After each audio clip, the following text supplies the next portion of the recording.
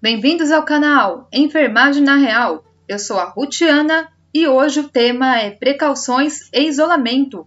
Vamos falar sobre a importância das medidas de precauções, o que é e quais as diferenças entre precauções e isolamento, os tipos de precauções e quando devemos utilizar os EPIs.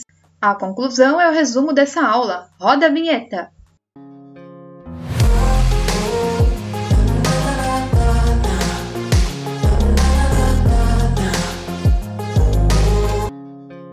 Quais as importâncias e por que devemos realizar as medidas de precauções e isolamento? Primeiramente, porque é uma determinação da Anvisa, juntamente com o Ministério da Saúde.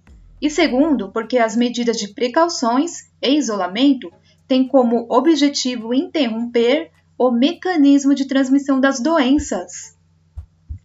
Então, as medidas de precauções são formas de proteção e prevenção para evitar a contaminação cruzada devido a micro-organismos e deve ser realizada pelos profissionais da saúde para todos os pacientes, independente de suspeita ou de confirmação de infecção, e mesmo se o paciente não for internado, como por exemplo, os pacientes que passam pelo pronto-socorro ou no ambulatório. O que são precauções e o que é isolamento?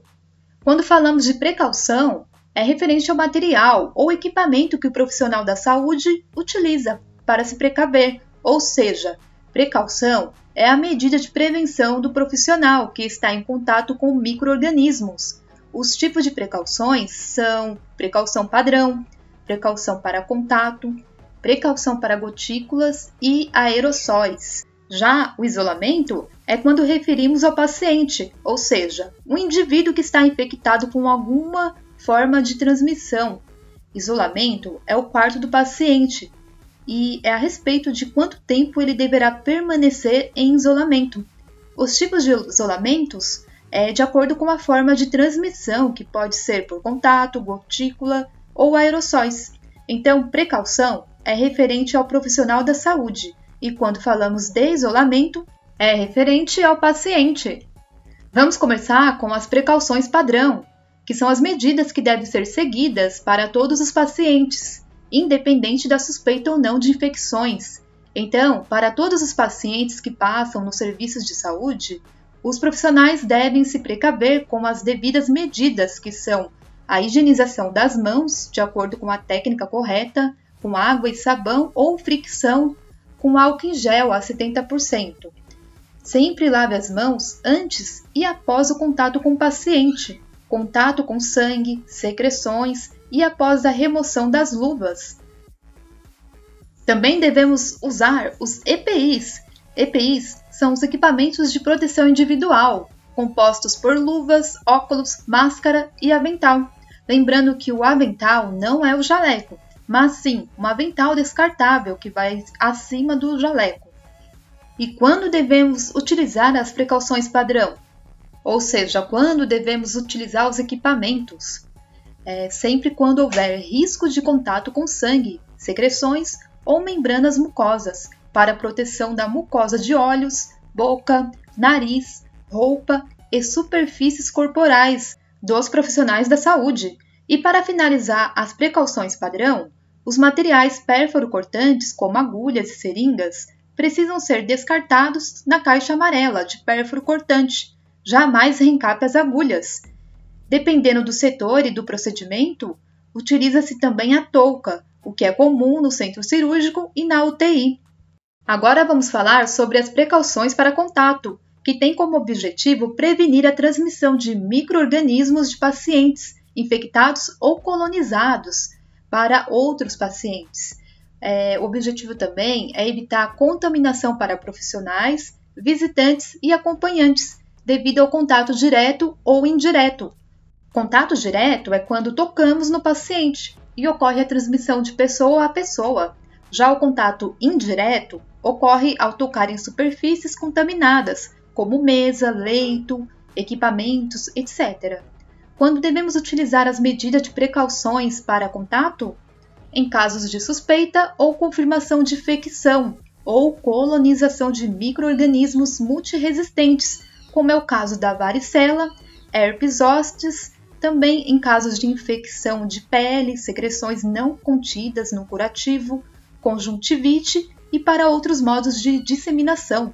Então, todas as vezes que houver contato com os pacientes, catéteres, sondas ou equipamentos ventilatórios, deve-se utilizar as medidas de precauções para contato, que são elas: a higienização das mãos, lembrando que a higiene das mãos sempre será utilizada em todas as situações, mesmo sem contato com o paciente.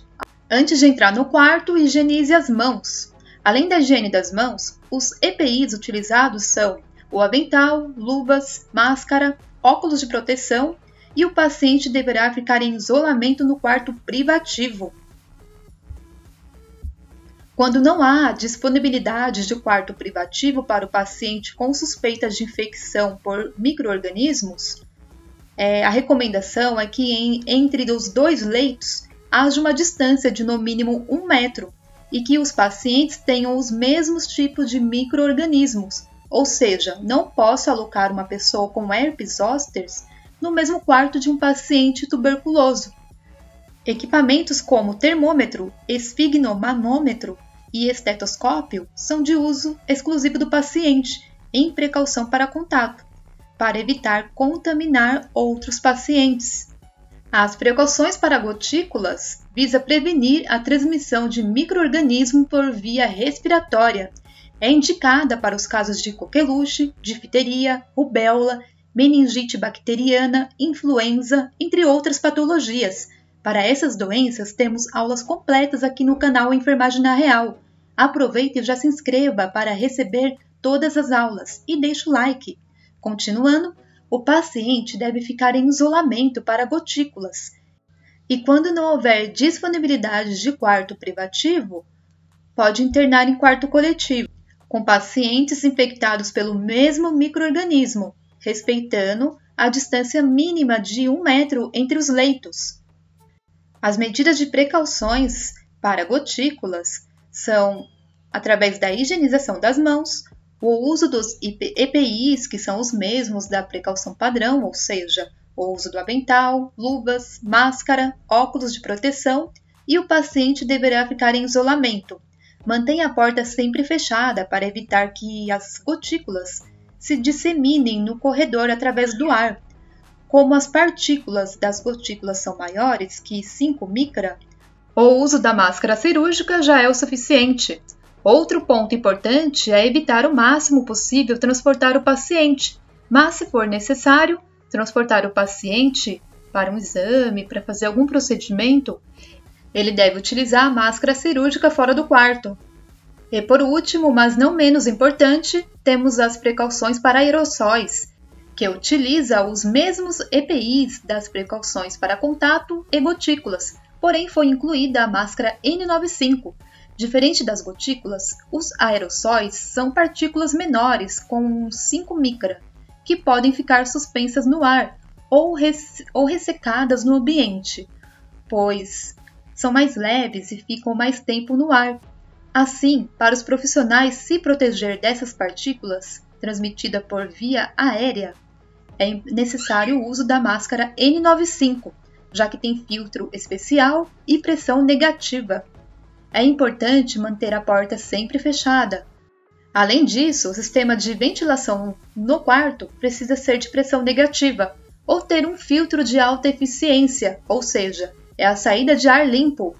As precauções para aerossóis consistem nas medidas de precaução padrão, lembrando que precaução padrão é a higienização das mãos antes e após contato com o paciente, além do uso de óculos de proteção, máscara e avental, sempre que houver contato com sangue e secreções, e o descarte adequado dos pérfuros cortantes também é importante. Então, as precauções para aerossóis, utilizamos as medidas de precaução padrão, mais o uso de máscara N95 antes de entrar no quarto. Cuidado para não contaminar a máscara, por isso higienize as mãos antes de pôr a máscara N95. É importante lembrar que os pacientes com suspeitas de tuberculose resistentes ao tratamento não podem dividir o mesmo quarto com outros pacientes com tuberculose.